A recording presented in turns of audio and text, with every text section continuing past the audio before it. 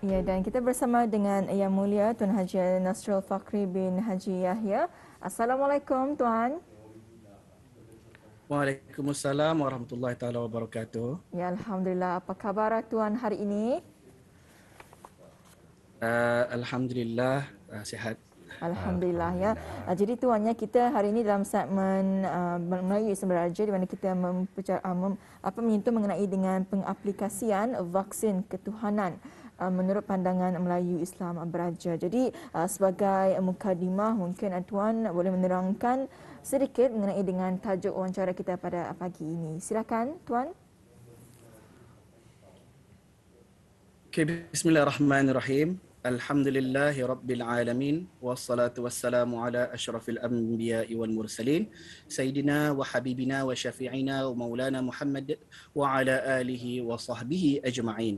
Salawat dan salam dicurahkan kepada junjungan besar kita ni Nabi Muhammad sallallahu alaihi wasallam beserta kaum kerabat dan para sahabat serta pengikut baginda yang tak lagi jujur hingga ke akhir zaman. Sebelum saya menerangkan dengan lebih lanjut mengenai tajuk saya ini, saya akan jelaskan sedikit mengenai Melayu Islam Beraja. Melayu Islam Beraja ini merupakan identiti ataupun calak yang menjadi pakaian bagi rakyat negara Brunei Darussalam yang mana sudah sebati dalam kehidupan mereka sejak dahulu kala hinggalah sekarang. Setelah mencapai kemerdekaan pada 1 Januari 1984, Melayu Islam Beraja ni rasminya menjadi konsep negara dan itu menjadikan negara Brunei Darussalam itu sebagai sebuah negara yang mempunyai keunikannya yang tersendiri.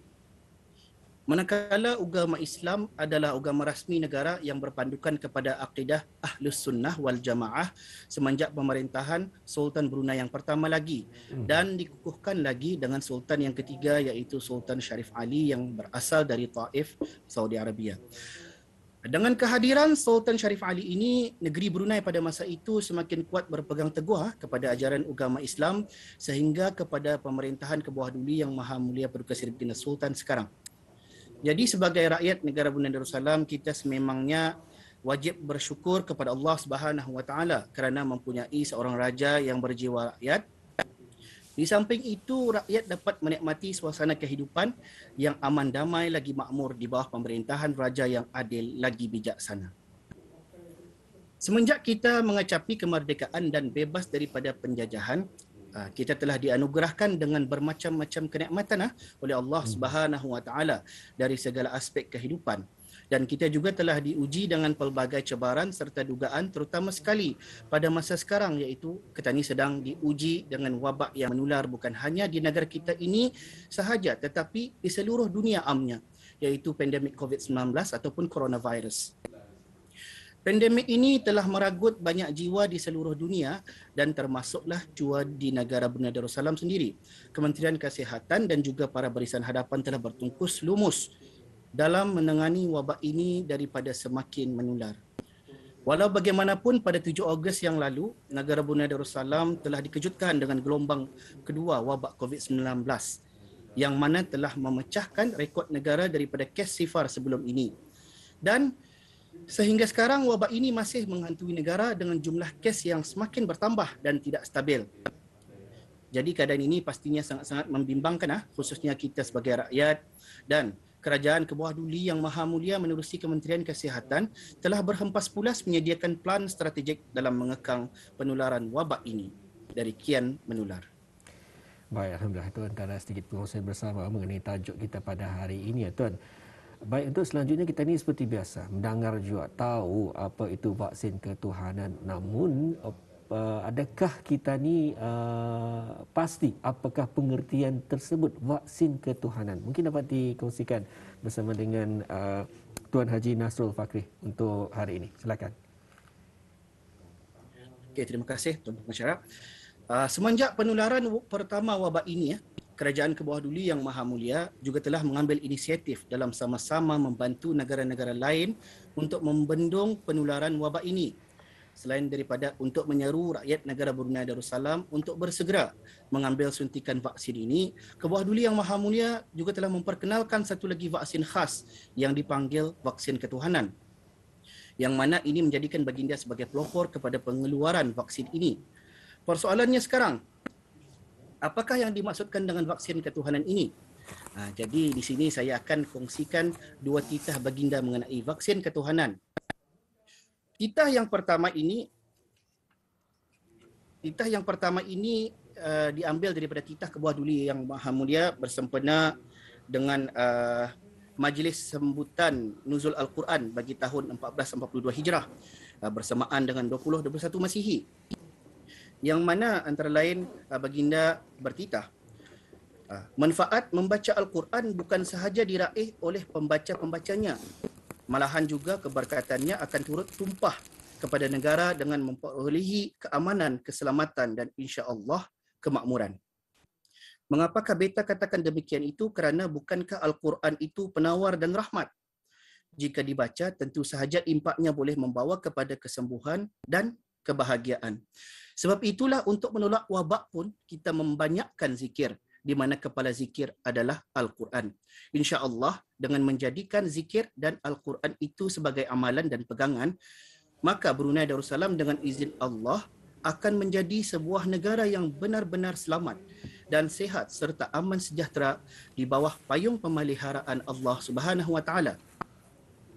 Titah seterusnya juga diambil daripada titah baginda bersempena dengan majlis pertandingan membaca Al-Quran bahagian dewasa peringkat akhir kebangsaan bagi tahun 2021 pada hari Khamis 29 Syawal bersamaan dengan 1442 Hijrah, iaitu 10 hari bulan Jun 2021 Masihi, yang antara lain menekankan bahawa kita di Brunei sedang mematuhi dan mengikut petunjuk ini untuk mengelak atau menolak wabak coronavirus. Kita telah memakainya bersama-sama SOP biasa sebagai perisai bersepadu, dan alhamdulillah kesan daripada perisai bersepadu ini Brunei Darussalam telah dilihat sedang dibentengi oleh keberkatan yang menakjubkan yang menjadikannya terselamat daripada serangan wabak. Ini adalah situasi luar biasa di mana kita jangan menganggapnya sebagai ringan sahaja. Beta secara peribadi amatlah meyakini perkara ini, bahawa apa jua jenis virus yang membentuk wabak tidak akan mampu untuk melangkahi ayat-ayat suci Al-Quran. Melalui titah-titah Kebuah Duli yang Maha Mulia yang telah saya kongsikan sebentar tadi, secara ringkasnya, dapatlah dibuat kesimpulan bahawa yang dimaksudkan dengan vaksin ketuhanan ini ialah penyembuhan wabak ini dengan menggunakan cara spiritual ataupun kerohanian, iaitu dengan membuat amalan-amalan seperti membaca kitab suci Al-Quran, berzikir, bersedekah dan berdoa memohon kepada Allah Subhanahu Wa Taala serta mendekatkan diri kita ni kepadanya. Ini dikukuhkan lagi dengan firman Allah Subhanahu Wa Taala dalam surah Al-Isra ayat 82 yang berbunyi, A'udzubillahi minasyaitonirrajim. Bismillahirrahmanirrahim. Wa nunazzilu minal Qur'ani ma huwa shifaa'u wa rahmatul lil mu'minin. Shadaqallahul azim. Yang tafsirnya, dan kami menurunkan daripada Al-Quran suatu penawar bagi penyakit rohani dan jasmani dan rahmat bagi orang-orang yang beriman. Melalui firman Allah Subhanahu Wa Taala ini dapatlah kita ni fahami bahawa Allah Subhanahu Wa Taala menjelaskan terdapat syifa ataupun penawar yang jelas di dalam kitab suci Al-Quran. Tinggal sahaja lagi kita ni berusaha untuk membaca dan mengamalkannya, terutama sekali dalam situasi kita ni sekarang yang disuruh untuk teranah di rumah, kerana di dalamnya terdapat ayat-ayat suci, ayat-ayat syifa yang boleh dijadikan sebagai ubat untuk melawan COVID-19. Ya, Alhamdulillah ya. Memang cukup jelas sekali apa yang telah diterangkan oleh Tuan mengenai dengan vaksin ketuhanan, iaitu penyembuhan wabak dengan menggunakan cara spiritual ya ataupun kerohanian. Itu dengan kita membuat amalan-amalan ya seperti membaca kitab suci Al-Quran, berzikir, bersedekah dan juga sebagainya. Jadi Tuan ya, seterusnya kami juga ingin mengetahui untuk Tuan jelaskan bagaimana cara untuk mengaplikasikan vaksin ketuhanan ini. Jadi untuk menjelaskan cara untuk mengaplikasikan vaksin ketuhanan ini, terdapat bermacam-macam cara dalam mengaplikasikan vaksin ketuhanan ini, dan saya akan terangkannya dalam 3 sudut. Dari sudut kerajaan, alhamdulillah, semenjak gelombang kedua COVID-19 ini merebak dan kita hanya disuruh untuk berada di rumah, Kerajaan Kebuah Duli yang Maha Mulia menerusi Kementerian Hal Ehwal Ugama dan hasil kerjasama Pusat Dakwah Islamiah telah mengungkayahkan suatu program yang berunsur vaksin ketuhanan, iaitu program Munajat. Pengisian di dalamnya adalah membaca surah Yasin dan tahlil, bacaan Sayyidul Istighfar, bacaan zikir khas dan diakhiri dengan bacaan doa khas sempena wabak COVID-19. Program ini dijalankan pada setiap hari Sabtu jam 6.45 petang selepas menunaikan solat fardu maghrib dan dibuat secara virtual dengan menggunakan aplikasi Microsoft Teams yang dihadiri sendiri oleh Menteri Hal Ehwal Ugama, iaitu Yang Berhormat Pihin Udana Khatib Datuk Paduka Seri Setia Ustaz Haji Awang Badarudin bin Pengarah Datuk Paduka Haji Awang Osman, Yang Berhormat Timbalan Menteri Hal Ehwal Ugama Setiausaha Tetap dan Timbalan Setiausaha Tetap, pegawai kanan dan kaki tangan Kementerian Hal Ehwal Ugama. Program ini juga dibukakan penyertaannya untuk orang ramai yang turut dihadiri oleh ahli-ahli Majlis Mesyuarat Negara dan orang awam. Selain daripada program Munajat, Kerajaan Kebawah Duli Yang Maha Mulia juga menitahkan pemasangan bacaan-bacaan zikir dan doa khas COVID-19 untuk disiarkan dan diperdengarkan di setiap saluran radio televisi Brunei dan di corong-corong radio di negara Brunei Darussalam. Ini bertujuan agar rakyat Brunei dapat sama-sama berzikir dan menadah tangan serta mengaminkan doa sambil melakukan aktiviti-aktiviti harian.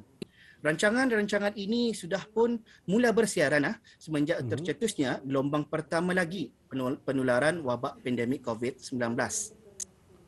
Manakala dari sudut kemasyarakatan pula, sememangnya rakyat negara Brunei Darussalam ini terkenal dengan sifat kekeluargaannya yang akrab dan suka berdudun jika ada acara-acara ataupun majlis besar-besaran. Memandangkan situasi sekarang menghadkan kita ni untuk berkumpul, namun ia tidak menghalang rakyat Brunei untuk terus mengeratkan silaturahim. Ia masih boleh dibuat dengan cara virtual dan sambil kita mengeratkan silaturahim, sambil itu jugalah kita boleh melakukan aktiviti-aktiviti ibadah seperti membaca surah Yasin dan tahlil, membaca ratib Al-Atas, surah-surah pilihan dan berdoa bersama-sama.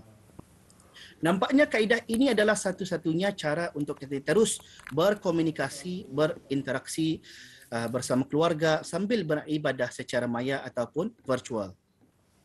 Dari sudut individu pula, ini terpulang kepada setiap individu untuk mengambil peranan mereka masing-masing dalam sama-sama berusaha membentengi diri daripada terkena wabak.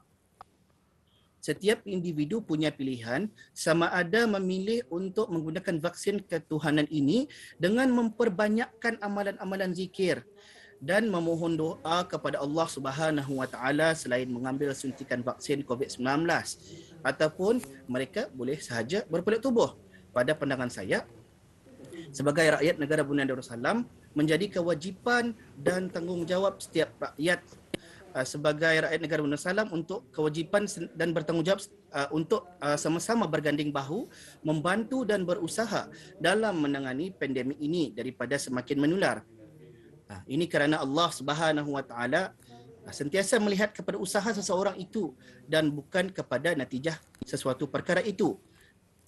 Ini dikukuhkan lagi dengan firman Allah Subhanahu Wa Taala dalam surah Ar-Ra'd ayat 11 yang berbunyi, A'udzubillahi minasyaitonirrajim. Bismillahirrahmanirrahim. Innallaha la yughayyiru ma biqaumin hatta yughayyiru ma bi anfusihim. Sadaqallahul azim. Yang tafsirnya, sesungguhnya Allah tidak akan mengubah keadaan sesuatu kaum sebelum mereka mengubah keadaan diri mereka sendiri. Baik, untuk selanjutnya Tuan mungkin dapat juga dikongsikan sedikit rumusan bagi pertemuan kita pada hari ini bertajuk pengaplikasian vaksin ketuhanan menurut pandangan Melayu Islam Beraja.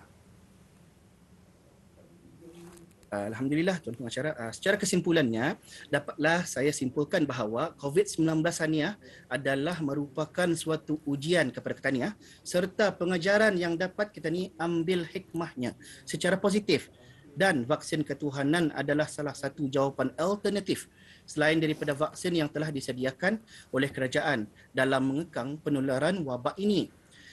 Setiap individu sentiasa mempunyai pilihan, iaitu sama ada untuk tidak berbuat apa-apa atau memilih untuk mengambil vaksin COVID-19 ini dan mengamalkan serta mempraktikkan vaksin ketuhanan ini. Bersama-sama kita memelihara nyawa, keluarga dan negara kita daripada keganasan pandemik ini. Ini kerana ia menjadi kewajipan seseorang yang beragama Islam dan mempunyai pegangan Ahlus Sunnah wal Jamaah untuk mempertahankannya.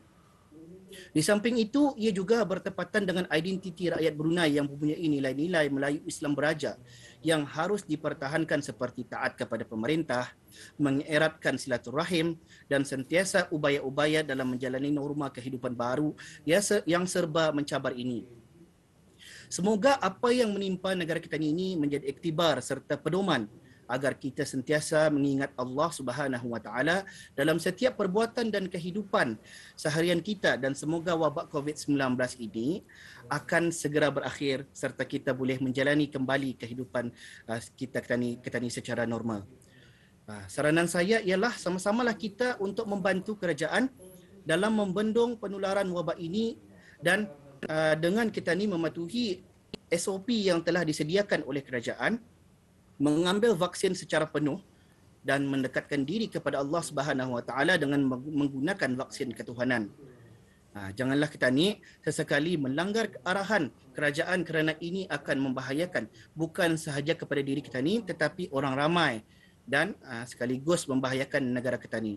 Wallahu alam bisawab. Ya, Alhamdulillah sudah bersedia kita ikuti bersama mengenai dengan pengaplikasian vaksin ketuhanan yang menurut pandangan Melayu Islam Beraja memang cukup padat apa yang telah pun dikongsikan, dan walaupun kita ucapkan ribuan terima kasih kepada Yang Mulia Tuan Haji Nasrul Fakri bin Haji Yahya, iaitu Pegawai Pelajaran Pusat Ilmu Teras College Universiti Perguruan Agama Seri Begawan Kufu SB, dan Alhamdulillah tuannya mudah-mudahan apa yang telah pun dikongsikan memberi manfaat kepada kita semua, ya. Terima kasih tuan. Assalamualaikum. Sama-sama. Waalaikumsalam warahmatullahi wabarakatuh.